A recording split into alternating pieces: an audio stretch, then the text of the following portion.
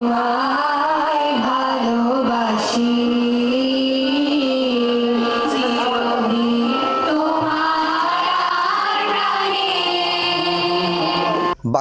আদর্শ বালিকা উচ্চ বিদ্যালয়ের বার্ষিক ক্রীড়া প্রতিযোগিতা ও পুরস্কার বিতরণী অনুষ্ঠান অনুষ্ঠিত হয়। জানুয়ারির 28 তারিখ বুধবার নগরীর বাকলিয়া আদর্শ বালিকা উচ্চ বিদ্যালয় প্রাঙ্গণত এই অনুষ্ঠান অনুষ্ঠিত হয়। বাকলিয়া আদর্শ বালিকা উচ্চ বিদ্যালয়ের প্রাক্তন সভাপতি ও দাতা সদস্য মোহাম্মদ নাসির উদ্দিনের সভাপতিত্বে ও সহকারী শিক্ষক রাজীব পালের সঞ্চালনায় এর প্রধান অতিথি হিসেবে উপস্থিত আছেন চট্টগ্রাম সিটি কর্পোরেশনের মেয়র ডাক্তার শাহাদাত হোসেন।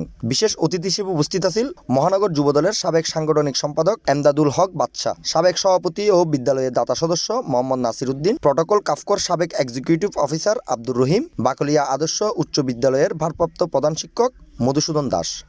পরবর্তীতে তোমরা অন্যান্য পুরস্কারগুলো আমাদের সম্মানিত অতিথির হাত থেকে গ্রহণ করবে। এই এলাকার মানুষজন আমাকে অনেক স্নেহ করেছে, অনেক সম্মান দিয়েছে। আমি সবসময় এটা বুকে ধারণ করি।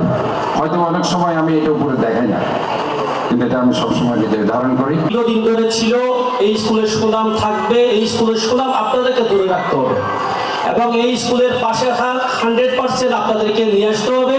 আমাদের বাকলিয়া আদর্শ বালিকা বিদ্যালয়কে চট্টগ্রামের যতগুলো মেয়র এসেছে সবাই চেষ্টা করেছিল, কর্তৃপক্ষকেও কিন্তু চট্টগ্রাম সিটি কর্পোরেশনে অন্তর্ভুক্ত করার সাহসও দেখায় নাই, স্পিকার দেয় নাই। আমরা এই পর্যায়ে আসতে পারতাম না, অনুষ্ঠান করতে পারতাম না।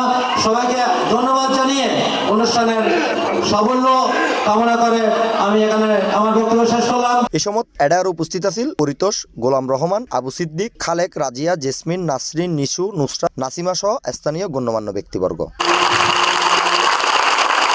C plus TV, Chittagong.